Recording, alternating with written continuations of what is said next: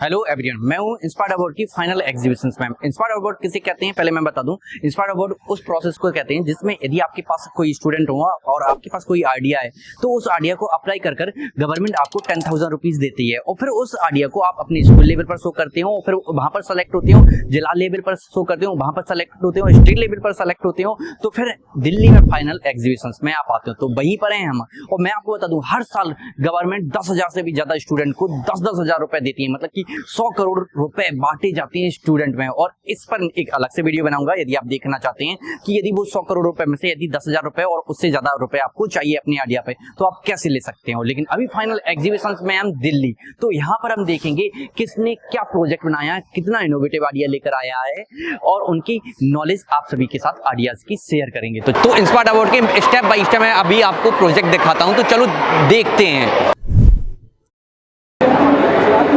Hello brother, तो क्या है प्रोजेक्ट आपका? ये ब्लूटूथ से भी कंट्रोल हो जाती है। ओके। जिससे हम इसके मोड सेलेक्ट कर सकते हैं कि हमें कौन से, हमें मैनुअल चलाना है, ऑटोमेटिक चलाना है, ओके। चलाना है। मैं अगर इसे नीचे रखूँ और ऑटोनॉमस मोड पे डालूँ तो अपने आसपास की चीज़ें डिटेक्ट करेगा। और अभी मैंने इधर पैर रख दिया तो काफ़ी अच्छा प्रोजेक्ट है आपका।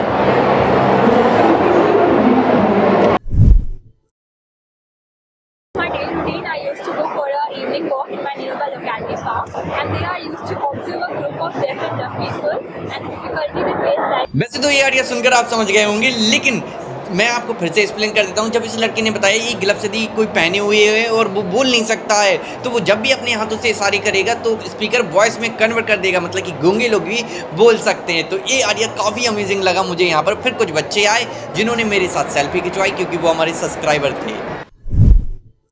काटने समय किनारे से अच्छी तरह से साफ करना चाहिए, अन्यथा गन्ने की पूंछों से वो बेकार समझकर ये आइडिया गन्ने के ऊपर है, मतलब कि किसान की हेल्पिंग के लिए आप समझ गए होंगे। तो इस बच्चे ने एक देसी जुगाड़ करके एक ऐसा प्रोजेक्ट बनाया था जो गन्ने के ऊपर के जो यूजलेस भाग है उसे एक बार में हटा सकता था और ये सच में काम कर रहा था। मैंने खुद चेक करके देखा, तो ये प्रोजेक्ट काफ़ी अमेजिंग था। उसके बाद हमें कुछ मैनेजमेंट के लोग मिले, उनसे कुछ बातचीत हुई। मैं 2011 में इसी प्रगति मैदान में आया था और उसी एग्जीबिशन का जो इनॉग्रेशन हुआ था तो हमारे राष्ट्रपति जी APJ अब्दुल कलाम के हाथों से हुआ था और उसका स्पीच भी हमने ऐसा नज़दीक बैठ के सुना था। तो उन्होंने उसी वक्त कहा था कि ये जो स्कीम है बहुत ही अच्छा है और जो स्कूली बच्चे हैं उसको इनोवेशन को बाहर लाने के लिए ये प्लेटफॉर्म बहुत मतलब अच्छा है। तो उन्होंने ऐसा भी कहा था कि ये जो यूनिटिव आइडियाज़ है इसका मार्केट में उसको उतारना चाहिए, खाली आइडिया नहीं रहनी चाहिए, हमारे देश का प्रोडक्ट पूरे वर्ल्ड में यूज़ होना चाहिए, ऐसा उस वक्त उन्होंने बताया था।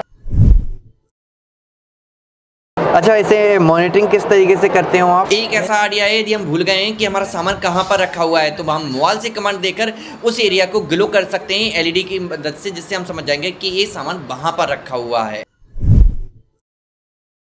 ये आइडिया आपको सिंपल तो लगेगा, लेकिन सोचिए गंदी बोतलों को उठाकर डस्टबिन में डालने पर सब सोचते हैं, लेकिन इस तरीके से यदि डाला जाए तो कोई नहीं सोचेगा और इससे होगा हमारा स्वच्छ भारत का सपना साकार। We have produced a cell which is using algae as an electrolyte. Simple भाषा में मैं आपको बताऊं, मैम ने बताया कि जो एल्गी रहती है, आपने देखा होगा पानी के ऊपर हरी हरी रहती है कई टाइप की, वो ही एल्गी रहती है, उसे कलेक्ट कर कर हम इलेक्ट्रिसिटी जनरेट कर सकते हैं। मैम ने बताया कि देखो उन्होंने 2 कांच के बॉक्स में मतलब कि एल्गी को भरा है, एनोड कैथोड लगाया और इलेक्ट्रिसिटी जनरेट हो रही है। मतलब ये एक फ्यूचरिस्टिक आइडिया हो सकता है जिसमें हम इलेक्ट्रिसिटी जनरेट कर सकते हैं एल्गी से, क्योंकि ये लो कॉस्ट है।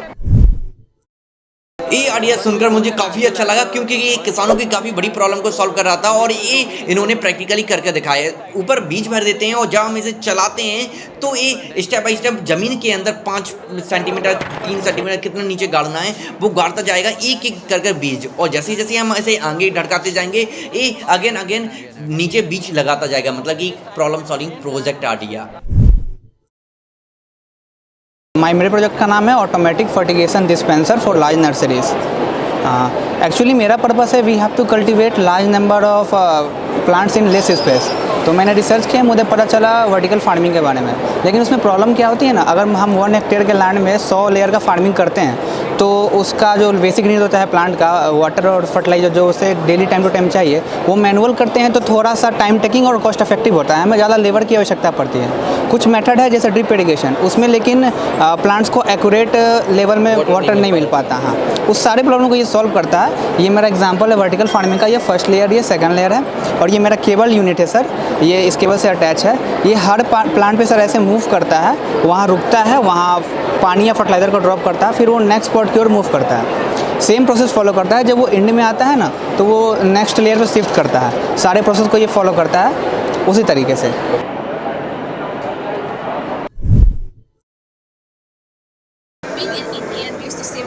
तो मैं आपको बता दूं, इस लड़की ने एक नहीं 2 प्रोजेक्ट आइडिया बनाए थे, वो भी स्टडी फोकस के लिए। ज़्यादातर हम जब पढ़ते हैं तो हमारी कानों में आवाज़ आती है और हमारा फोकस नहीं हो पाता है। तो ये हेडफोन जब तक हम लगाए हैं तब तक बाहर से कोई भी नॉइज़ अंदर नहीं जा पाएगी, जिससे हमारा फोकस रहेगा 100%। और दूसरा था एंटी अलार्म सिस्टम, मतलब कि यदि हम पढ़ते समय ये चश्मा लगाए हुए हैं और हमारी आंखें बंद होती हैं तो हमारा चश्मा वाइब्रेट करने लगता है, इससे हमारा फोकस 100% रहता है स्टडी पर। इन्होंने एक ऐसा सिस्टम बनाया था, यदि बारिश होगी तो उस वक्त पर हमें पूरे कपड़े नहीं उतारने होंगे, जस्ट रस्सी को कहीं और भी लगा सकते हैं हम, या रस्सी की हाइट को कम ज़्यादा कर हम बारिश से अपने कपड़ों को बचा सकते हैं। ये एग्जीबिशन का सबसे एडवांस प्रोजेक्ट आइडिया था और ये ड्रोन वर्क करता था, और इन्होंने कहा है 2 से 3 साल लग गए इन्हें इसे डेवलप करने में। और ये ड्रोन जंगलों में डिटेक्शन का काम कर सकता है, मतलब कि एनिमल्स सही जगह पर हैं या नहीं, या उन्हें कोई प्रॉब्लम तो नहीं है। ये पूरा डाटा कलेक्ट कर वहाँ के कंट्रोल रूम या फॉरेस्ट डिपार्टमेंट को सेंड कर सकता है, और एडवांस टेक्नोलॉजी बेस्ड ये बेस्ट प्रोजेक्ट लगा मुझे वहाँ पर। डिटेक्टर है जो कि यहाँ पर 40 या 50 लिमिट सेव कर सकते हैं। यहाँ से ज़्यादा चलाएंगे तो बस ऑटोमेटिक स्टॉप हो जाएगा, यह चलेगा, ज़्यादा स्पीड किया तो ऑफ हो जाएगा। इस लड़के ने कुछ इस प्रकार का प्रोजेक्ट बनाया है, यदि कोई किसान खेत में मतलब कि बीज बोने में असमर्थ है तो वो दूर बैठकर इस सिस्टम को कंट्रोल करके पूरे खेत में बुवाई कर सकता है, मतलब कि अपनी बीज रोपण कर सकता है। डस्टबिन आइडियाज़ तो बहुत सारी मैंने पर्सनली देखे हैं, ट्राई भी किए हैं, लेकिन ऐसा कुछ नहीं किया। इस आइडिया में इसने दिखाया है कि डस्टबिन में यदि कूड़ा करकट डालने के लिए कोई भी आएगा तो डस्टबिन का गेट तो ऑटोमेटिक खुल जाएगा, लेकिन यदि वो भरा हुआ है डस्टबिन पूरा तो गेट ऑटोमेटिक नहीं खुलेगा, उल्टा बस रेड LED बल्ब इंडिकेट करता सो होगा कि डस्टबिन भरी है। इस आइडिया को देखने के बाद फीलिंग थोड़ी सी अच्छी हुई, क्योंकि इन्होंने बताया है कि यदि कोई चल नहीं पाता है तो वो बैसाखी लेकर चलता है, लेकिन उसे काफ़ी मतलब कि दशकों में प्रॉब्लम होती है, रोड में गड्ढे होते तो प्रॉब्लम होती है। तो इसमें सॉकर सिस्टम, फोल्डिंग सिस्टम और solar charging system, torch light, इन्होंने बहुत सारे सिस्टम एक ही में कर दिए थे, जिसमें फार्मर अपनी मेडिसिन वगैरह कैरी कर सकता है जब वो फार्मलैंड पे इंस्पेक्शन के लिए जाएगा। अलॉन्ग विद इट यहाँ पे हमने एक LED पैनल प्लेस किया है ताकि इस डिवाइस को हम नाइट में भी लेके जा सकें। ये एक अटैचमेंट है फॉर वीडिंग पर्पसेस, जो अनवांटेड प्लांट्स ग्रो कर जाते हैं फार्मलैंड पे, उसको रिमूव करने के लिए ये डिटैचेबल है, इसको हम रिमूव भी कर सकते हैं इस अटैचमेंट को। नीचे हमने एक DC मोटर प्लेस करी है। इसका क्या रोल है? वाइब्रेटरी मोटर का ये रोल है कि वही है कि जब हम इसको फील्ड में लेके जाएंगे इससे वाइब्रेशंस निकलेंगे, जितने भी आसपास के रेप्टाइल्स हैं, स्नेक्स, वो ऑटोमेटिकली दूर चले जाएंगे। इस लड़के ने एलोवेरा को कपड़ों में कन्वर्ट कर दिया, मतलब कि एलोवेरा से कपड़ों के धागे को बनाकर दिखाया, डेकोरेशन मटेरियल बनाकर दिखाया, और बताया कि हाँ पॉसिबल है कि हम एलोवेरा को एज अ प्रोडक्ट यूज़ कर सकते हैं। इस लड़की के आइडिया से हम पता कर सकते हैं कि पेट्रोल पंप पर पेट्रोल डलवाते समय कहीं चोरी तो नहीं कर ली उसने पेट्रोल की। तो ये एक एडिशनल पेट्रोल पंप की टंकी रहेगी जो पेट्रोल टंकी के ऊपर लगी रहेगी, और जब भी हम पेट्रोल डलाएंगे तो उसमें लिखकर आने लगेगा कितना पेट्रोल जा चुका है टंकी में। तो ये कॉन्सेप्ट मुझे तो बहुत पसंद आया है, क्योंकि कई बार मुझे खुद कन्फ्यूज़न हो रहती है कि पेट्रोल सही डला है या नहीं।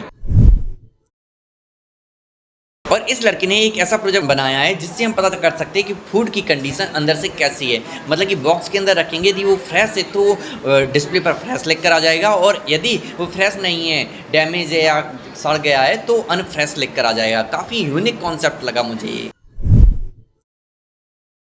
इन्होंने एक वेस्ट मैनेजमेंट पर प्रोजेक्ट बनाया था जिसमें इन्होंने दिखाया कि जब भी प्लास्टिक की बोतलें और प्लास्टिक वगैरह फेंक दिया जाता है उसे इस बॉक्स में डालकर कटिंग कर और भी कई प्रोसेस से गुजार कर हम उसे रोड में यूज कर सकते हैं, रोडों को बनाने में। तो वहाँ पर तो बहुत सारे प्रोजेक्ट थे, इसीलिए कुछ ही प्रोजेक्ट को हमने शॉर्ट्स में दिखाया जिससे आपको नॉलेज मिल सके। और भी नॉलेज लेने के लिए हमारे चैनल को विजिट कर लें, आपको ऐसे ही इनोवेटिव आइडियाज सीखने को मिलेंगे कि प्रोजेक्ट कैसे बनाए जाते हैं पूरा हाउ टू मेक के साथ। तो अभी आपने शॉर्ट में देख लिया होगा नेशनल लेवल पर आए हुए प्रोजेक्ट को इंस्पायर्ड अवार्ड में बच्चों ने कितनी मेहनत की है, सोचने में दिमाग लगाया है, इनोवेशंस किए हैं और तब जाकर उन्होंने क्रिएट किया। लेकिन एक प्रॉब्लम वो यहाँ पर भी उनके टीचर्स भी बता रहे थे, वो बच्चे क्या उन्हें मटेरियल्स नहीं मिलता और गाइडलाइंस। तो गाइडलाइंस और मटेरियल्स के लिए आप हमें कॉन्टैक्ट कर सकते हैं, हम आपको टीच करेंगे, हम आपको मटेरियल्स प्रोवाइड भी करा सकते हैं और इस पर हमारी वीडियोज़ भी आप देख सकते हैं हमारे चैनल को विजिट करके। लेकिन बात यह है कि इंस्पायर्ड अवार्ड की वीडियोज़ को कोई देखना नहीं चाहता, मैक्सिमम मैंने ये देखा है। क्यों? क्योंकि वहाँ पर व्यू नहीं आते, बट इनोवेशन में बच्चे बहुत मेहनत करते हैं। तो क्या ऐसे ब्लॉग्स डालने चाहिए या नहीं, कमेंट में बताएं।